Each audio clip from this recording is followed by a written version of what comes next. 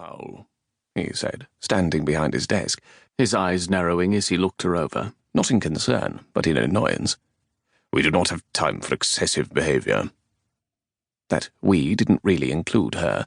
It was the royal we, and a reminder that she was here not as anything close to an equal, but because she, the local publican's daughter, was the Earl's secretary. Something in his tone rattled her out of her lung-locked misery, and the breath she'd been holding whooshed from her lungs. No, sir, of course not. She clasped her hands tight in front of her, not allowing any other outward appearance of uncertainty or nerves to show through. It must have been enough, because the Earl dropped his gaze down to the sheet of paper in his hand. Your actions are governed by the non-disclosure agreement you signed upon employment. Discretion is required. She nodded. Yes, sir.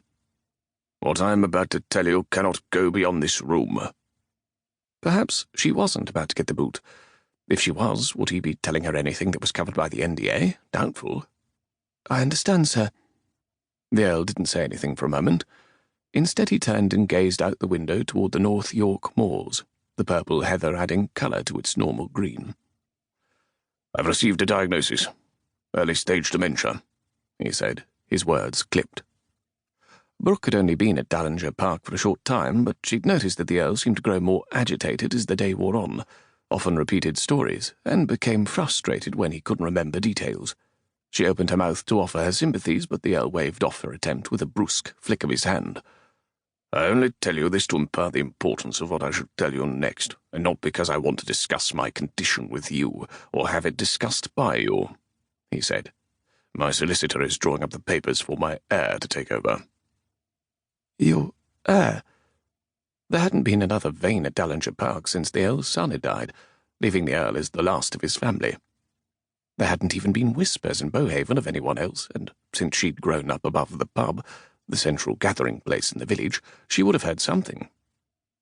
He's utterly unsuitable, but there is no choice. The Earl continued as if they were discussing the weather. Still, one must submit to one's duty. In my case, that means making this man my heir. In your case, it means ensuring he fulfills his duty. In a conversation filled with brain-stoppers, that one jolted her. Me? Yes, Miss Chapman-Powell, the Earl said, turning his full attention to her, narrowing his gaze so that she was all but pinned to the spot like one of the butterflies in the display cases on the wall behind him. And if you fail, the results will be dire. Without an heir, the title Earl of Englefield dies with me. The estate will be auctioned off to the highest bidder, and the McVie University for the Deaf will lose its sole benefactor, as will the village of Beauhaven.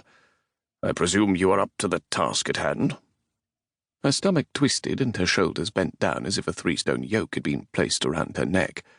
The last thing Beauhaven could take was another blow to the local economy. And McVie? Without the funding from the estate, her sister's school wouldn't be able to continue. I'll try my best, sir. That will only be acceptable if you are successful. There is no margin for error. This is my grandson we are speaking of, and I want— The words died off as something that looked akin to hope and fear, and maybe this could work, gleamed in his eyes for a heartbeat, before disappearing. He slid the piece of paper he'd been holding into a folder and handed it to her. The investigator's initial report. Brooke flipped it open and scanned the paper on top, one detail jumping out and making her pulse tick up. He's American. The Earl looked back out at the moors. One of many unfortunate realities about Nicholas Vane. He's legitimate, but only just. He has refused to speak to the investigator. He earns his living as an inventor, but according to that report he spends most of his days lounging about. He has no sense of propriety. Her stomach sank. And how would you like me to approach him? The how is not my concern, the Earl said, somehow managing to make his upper-crust accent sound both dismissive and threatening. The only thing that matters is that you ensure my heir is at Dallinger Park and prepare to be the next Earl of Englefield within a month. According to the solicitor, we need to have this entire unsavoury process completed as quickly as possible in order to ensure I am able to testify in court about the validity of his parentage, if it is challenged in court. Should that happen after I have— The Earl paused, his gaze turning back to the moors as if there was a better future out there than the one he faced inside Dallinger Park. Progressed.